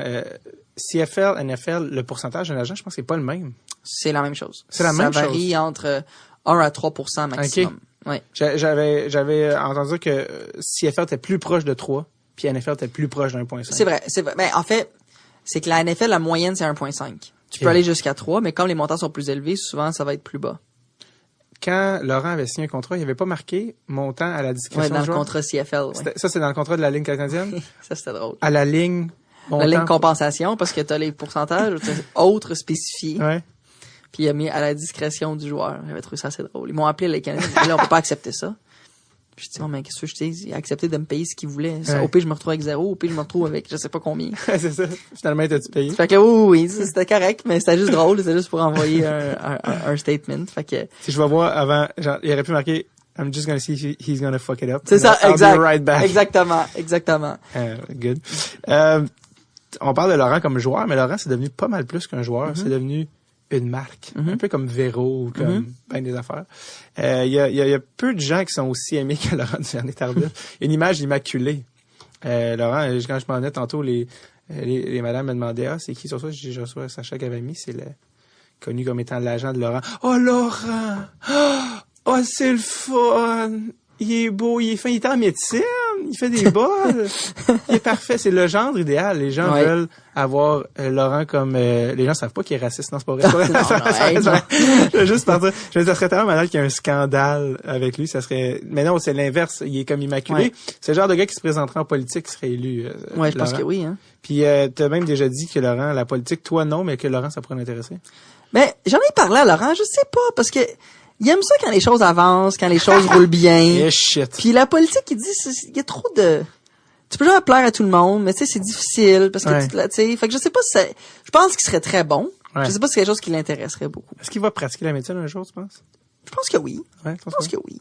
Je sais pas, tu sais, je pense qu'il est pas encore rendu à penser à ça, dans le sens Non. que là, il y a des belles années de football devant lui, puis tu sais, les Chiefs ont une bonne équipe, il y a une opportunité d'aller loin, d'aller Avoir chercher un un Super petit Bowl ring. s'il peut. Fait qu'il est vraiment focus là-dessus, là, Ouais. effectivement. On parlait de gérer Laurent, gérer ça, est-ce qu'il y a une pression qui vient avec gérer quelque chose d'aussi, en guillemets, parfait que Oui. Laurent? Oui, c'est difficile parce que chaque décision qu'on prend, il réfléchit tout le temps. Puis tu veux toujours assurer que tu prends les bonnes décisions dans toutes les approches que tu fais, que ce soit des campagnes publicitaires, que ce soit des partenariats de marketing, que ce soit des présences médiatiques, que ce soit des événements corpaux, que ce soit de la fondation, que ce soit etc. Tout doit être réfléchi pour respecter que la marque entre guillemets soit bien respectée, mais que l'humain soit bien aimé et soit lui-même authentique. Ouais. Tu veux que la personne, les gens apprécient ce que la personne puis continuent à l'apprécier. C'est quoi que tu trouves le plus dur dans la gestion de cette espèce d'image-là? Savoir quand dire non. Ouais. C'est toujours ça le plus difficile. Puisqu'il y a souvent des belles opportunités, mais tu peux pas les faire. Comment tu décides? Beaucoup en discussion avec Laurent. Beaucoup avec des recommandations que moi je fais. On a une équipe aussi avec qui on conseille, tu sais, mettons, dans l'entourage, là, qu'on va parler de tout ça, avoir l'opinion un peu de différentes personnes. Puis, Est-ce qu'il y a des trucs que tu as dit non, que tu as regretté? bonne question. Non, jusqu'à maintenant, ça va quand même bien. Est-ce qu'il y a des trucs que tu as dit oui, que tu as regretté?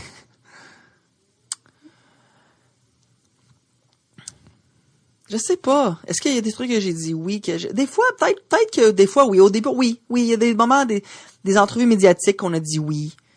Que, en regardant ça par la suite, tu te dis, Pas il besoin n'y a de pas ça. eu besoin de faire ça. Ouais. Mais c'est bon. parce que ça nous apprend. Ouais. On apprend là-dessus. Faut pas le savoir. Fait que ça nous enligne sur qu'est-ce qu'on aime moins, puis qu'est-ce qu'on fait. Ce qui est normal, je pense que toute personne connue va aller à travers cette expérience. Ouais. Est-ce que ça devient beaucoup pour... il y a un horaire du temps assez chargé, j'ose croire, Laurent. Est-ce que ça se peut que, de manière, ça devient beaucoup quand ton job, c'est supposé t'entraîner puis jouer au football? Gérer? Ben, il priorise toujours ça. OK. C'est comme, des fois, on doit annuler des trucs parce qu'il y a pas eu le temps de s'entraîner puis tout ça, puis ça, c'est toujours la priorité. Mais oui, c'est une gestion d'horaire qui est très, très importante parce qu'on doit bien la gérer, effectivement. J'avais croisé Laurent, c'est des capsules pour 3 points. Ouais. C'est des capsules, ça, puis j'avais croisé, puis il a dit, salut, je m'étais juste présenté comme quoi il connaissait Alex, on avait connaissé en commun. Puis, je m'étais juste dit, est-ce qu'il a l'air brûlé? Ouais.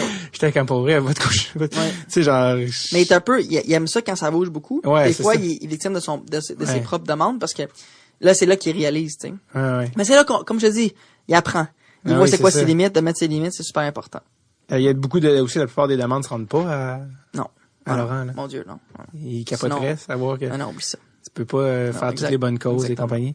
Il reste 6-7 minutes, puis je veux qu'on parle, évidemment, du programme que tu as parti avec nul autre que ta mère. Ma mère. Business avec la Mamsie, Oui. qui est un programme qui s'appelle... La compagnie s'appelle VAS Recrutement Universitaire. VA-AS. Vision avant et après sport. Exactement. Voilà. Faut y penser quand même. C'est comme... t'as parti avec ta mère, c'est un programme. Est-ce que tu peux m'expliquer c'est quoi? En fait, l'idée, c'est que le client, souvent, il me disait, est-ce que tu veux aller dans d'autres sports? Est-ce que tu veux représenter d'autres athlètes professionnels? Oui. Puis moi, j'étais comme, le hockey, j'aime pas trop ça que tu recrutes les kids à 13-14 ans. Le basket, c'est très petit comme niche. Le baseball, c'est trop mondial. Le foot, moi, je suis bien, puis j'ai développé une belle niche. Puis est-ce que c'est même possible de faire ça, plusieurs sports? Des agences. Il y a des agences qui ont plusieurs sports, mais il y en a des agents qui font du baseball et du foot. Ouais, il y en a. D'avoir les contacts de tous les GM de toutes les ligues? Il y en a. Ouais, j'imagine, là. Je veux dire, c'est pas quelque chose que je visais. Mais mon frère était allé jouer au tennis universitaire aux États-Unis. Il est plus jeune ou plus vieux que toi? Plus jeune. Okay. Il a 5 ans et demi moins que moi. Puis, il a vraiment vécu une expérience extraordinaire, mais la réalité, c'est que les jeunes du Québec qui veulent jouer au sport universitaire, il y a du sport universitaire au Canada qui c'est très bien, mais il y a des sports comme le tennis, le golf, le baseball, que même le hockey, où c'est pas aussi développé qu'aux États-Unis. Malheureusement. Et les Américains ont compris une chose, c'est le sport universitaire. Ils l'ont compris, ça. Les plus gros stades de football universitaire Mais le problème avec le Québec, c'est que notre système d'éducation est différent du reste de l'Amérique du Nord. Fait que ça devient compliqué pour les parents et les jeunes de savoir comment ça fonctionne, qu'est-ce qu'on peut faire, qu'est-ce qu'on peut pas faire, les équivalences.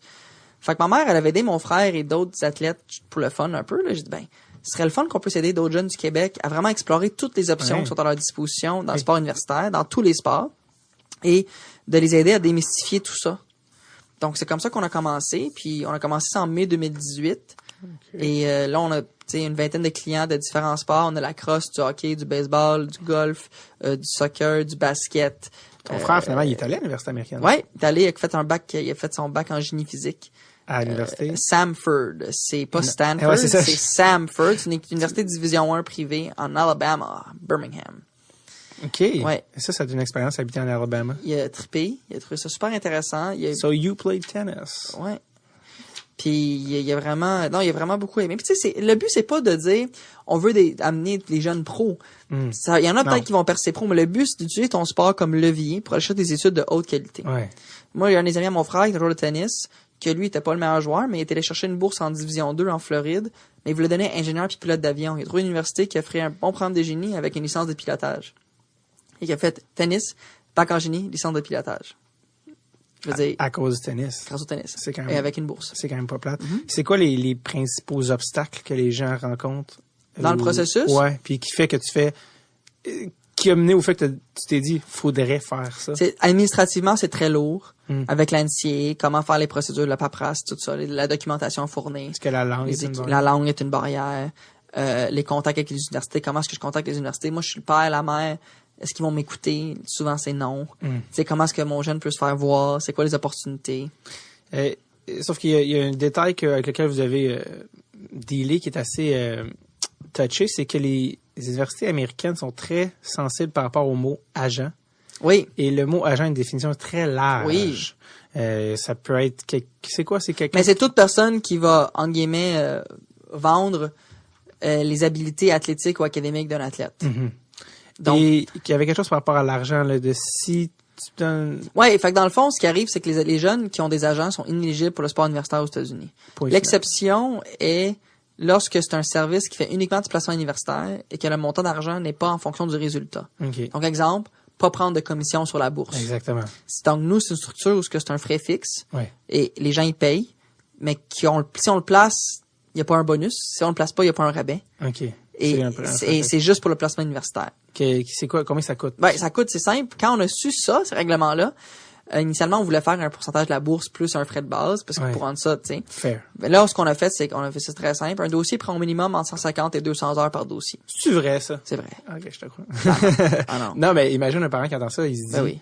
Tu l'as-tu dit, c'était combien le montant? Ou tu l'as pas Ben non, c'est ça, mais Ok, dans le fond, la logique, c'était juste, on prend 150 heures à 50 $ Ouais. de l'heure, ça te donne 7500 plus taxes. 7500. Et ça, c'est pas annuel, ça couvre le total du dossier. Fixe. Peu importe le Ouais. temps que ça prend. C'est Non, je ça. posais la question parce que je me mets à la place d'un parent qui écoute en ce moment, ou d'un jeune, Ouais. qui dit, j'aimerais ça y aller, 7500 pour, Ouais. c'est beaucoup d'argent, là, Ouais, ben, Ouais. avec raison pour beaucoup de monde. Fait que là, ils se disent, écoute, pour que je te paye 7500, est-ce que ça vaut la peine? C'est quoi Ouais. mon retour? Puis qu'est-ce que vous faites pour nous? C'est clair. Puis Fait que- souvent, ce qu'on voit, c'est que les parents qui viennent nous voir, c'est qu'ils ont commencé le processus un peu eux-mêmes, puis qu'ils ont vu, non, ça, c'est beaucoup C'est trop plus lourd. gros que moi. C'est très lourd. C'est beaucoup de travail. C'est beaucoup parce que nous, c'est pas juste comme aller placer l'université. Nous, on s'occupe de tout le processus en vue de l'université. Fait qu'on a des clients qui ont 13 ans, 14 ans, 15 ans, 16 ans. Puis nous, le montant, il est jusqu'à terme. Maintenant, tu rentres à l'université à 20 ans, ça va durer jusqu'à 20 ans. Fait que t'as pas à repayer à chaque année. Fait qu'on encourage les jeunes à commencer plus tôt avec nous. Ce que ça nous permet de faire, on les aide dans leur cheminement sportif. On les aide à s'enligner académiquement. On les aide à aller dans différents événements pour avoir la visibilité. Exemple, un joueur de hockey. Un moyen de joueur de hockey recru NCAA, c'est 20 ans. Fait que tu finis secondaire au Québec, t'as 17.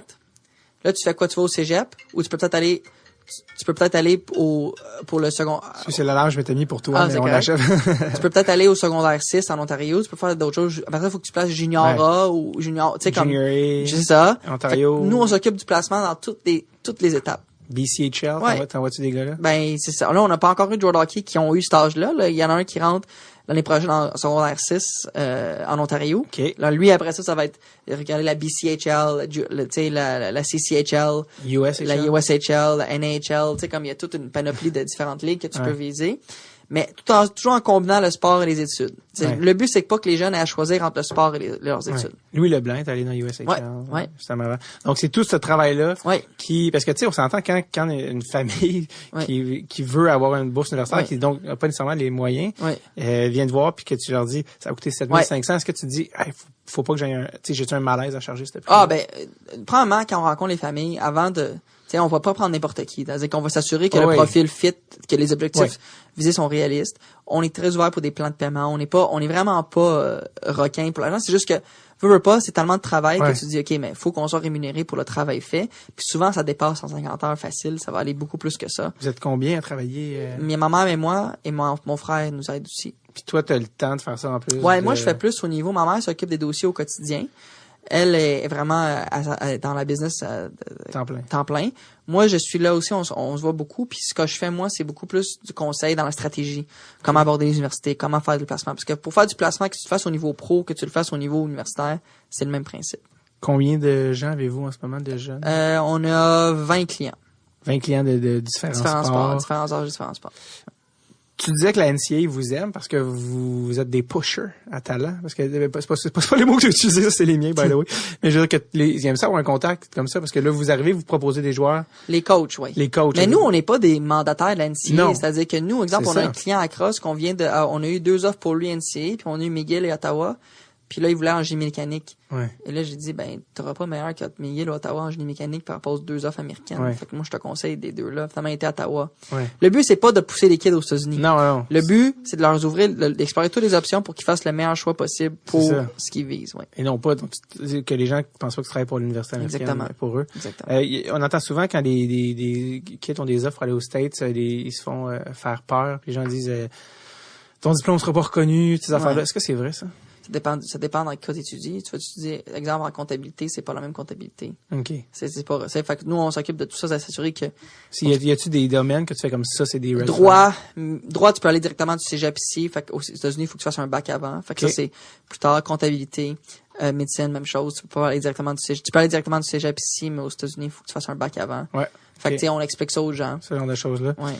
Tu disais, les parents se font souvent avoir. Mm-hmm. Dans quel sens? Ben, c'est juste que, mettons, il y a beaucoup de gens. Il y a des histoires où est-ce que, tu sais, des gens arrivent, disent, hey, je vais travailler avec ton enfant, puis je vous promets qu'on va le placer, puis tout. Puis finalement, ben, c'est des fausses promesses. Il y a même eu des cas où est-ce que des gens sont carrément fait flouer de l'argent. C'est sorti dans les reportages médiatiques. Tu sais, c'est pas des histoires qu'on veut. Puis on comprend que le domaine peut avoir l'air un peu, des fois, charlatan. Ouais. C'est pour ça que nous, la façon qu'on le fait, c'est très, très, très basé sur l'intégrité, l'honnêteté. Puis on explique pourquoi qu'on charge le prix qu'on charge, comment on fonctionne. Puis tout est très transparent. Il y a pas de game. Puis au final, nos clients, c'est beaucoup de bouche à oreille, tu sais, de la part de clients existants. Cool. Fait que, ouais. Très cool. En terminant, les Québécois dans la NFL, ça continue. Avant, il y en avait un par 5 ans. Maintenant, il y en a un par... On espère un par année. Année, à peu près. On espère 1 ou 2 ans, idéalement. Ouais. Top. Puis là, t'as plusieurs autres gars qui sont encore là. On parle de... C'est que tes autres clients? Là, j'ai Laurent avec les Chiefs. Ouais. J'ai Anthony Auclair avec les Bucks. Est-ce qu'il joue, lui? Oui. Cool. Oui. Ça va très bien. Très cool. Ça va très bien. T'en as d'autres aussi? J'ai Mathieu Betts avec Chicago. Ouais. Qui vient de signer. Avec Chicago, mais presque Arizona. Presque Arizona. Ouais. C'est ça. Ça a été une aventure assez J'aimerais que intéressante. tu nous racontes vite parce que vous avez été suivi par les caméras de Radio-Canada pour la journée du repêchage. Ouais. Et ça a donné que Mathieu n'a pas été repêché. Mais il est arrivé une twist narrative. On négociait avec Arizona et Chicago. Et Ouais. nous, on avait choisi Arizona juste parce qu'on trouvait que l'alignement était plus favorable pour Mathieu. Ouais. Et donc, on annonce Arizona, la famille, tout le monde célèbre. Champagne. Ouais. Et bravo. Chicago m'avait fait une offre, mais j'avais jamais refusé. Puis je fais toujours ça parce que je suis toujours un peu parano. Et pour ça, exactement cette Exact. raison-là. Et 3 minutes après qu'on commence à célébrer, Arizona m'appelle et dit, excuse-moi, on pourra pas te donner l'offre finalement parce qu'il n'y a pas de visa de travail. Il peut pas avoir de visa de travail. Il est canadien, il va l'avoir juste qu'il y ait un contrat. Comme j'ai fait avec Laurent, Anthony, Eli Bouka dans le temps, tout. Ouais. Et donc là, il dit non, on peut pas le faire. Fait que là, je dis, garde, j'ai des gens qui sont en train de célébrer, puis toi, tu m'enlèves l'offre, ça se peut que je me trouve à rien. Je dis, je te rappelle. Je dis, règle tes affaires, puis ça n'a pas de bon sens. J'appelle Chicago, je dis, là, fais-tu encore ça à la table? Il dit oui. Là, je négocie avec Chicago. Et puis, on s'enligne avec Chicago, puis je dis à Arizona que c'est terminé. Mais ça aurait pu te virer à la catastrophe, ça. Ça aurait pu être, il aurait pu se retrouver avec rien, finalement. Écoute, la face que t'as, puis en plus, tu fais tout, t'en es pas en train, mais tous les appels t'es fait avec un verre de champagne dans la main gauche. T'es juste dans la transe, puis le verre qui va te prendre, péter dans la main. Ouais. Pour ceux qui veulent le voir, le vidéo est encore disponible sur Podium, si vous checkez. Sacha, c'est une belle petite pièce de 13 minutes, où tout est truc, mais juste pour l'adrénaline, de ça, puis finalement, il est avec les Bears, ça se passe bien avec les Bears. Ça se passe bien, on verra le camp d'entraînement, Par rapport à faire du visa, c'est juste moi qui croyais pas à ça. Moi, je crois pas à ça. Moi, je crois pas à cette affaire-là pantoute. C'est une excuse de... Je crois pas à ça. Bidon de... Si c'est vrai, c'est tellement broche à foin. Que tu veux pas aller là. Puis si c'est pas vrai, ben c'est aussi vrai, c'est de mentir. Mais dans les deux cas, c'est terrible, mais je peux pas croire, là. C'est ça n'a impossible. jamais été un problème pour nous. C'est impossible que eux, moi, ça sonne comme une excuse bidon de personne qui a changé d'idée. C'est ça. Sacha, merci beaucoup. Non, merci à toi, c'était le fun. Ouais, t'as eu du plaisir. C'est cool. Ouais, absolument. Merci d'être venu. Puis Mathieu Betts, finalement, il est-tu à Chicago? Il joue-tu un peu? Ben là, c'est son premier camp d'entraînement. Parce que c'est vrai, c'est récent. Ouais. C'était juste à l'hiver. Ouais. Et puis, s'il y en a qui veulent vos services par rapport au placement universitaire, où est-ce qu'on peut trouver ça? Ben, le site web, c'est www.va-college, comme collège, sans l'accent. Cool. Ouais. On te souhaite une longue carrière. Ben non, merci d'avoir reçu. Pas trop de commotion, honnêtement. Non. Puis merci d'être venu. Puis je te laisse aller. On a réussi à rentrer beaucoup de contenu en peu de temps. Bon, tant mieux. Yes, bon dîner. Bye bye.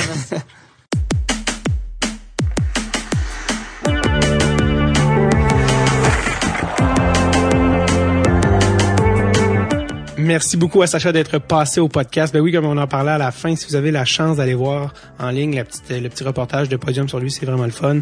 Sinon, passez une excellente semaine. Allez faire un tour sur notre Patreon, patreon.com/DirectSurLeTape pour avoir les épisodes d'avance et autres gâteries. Merci tout le monde. Bye bye.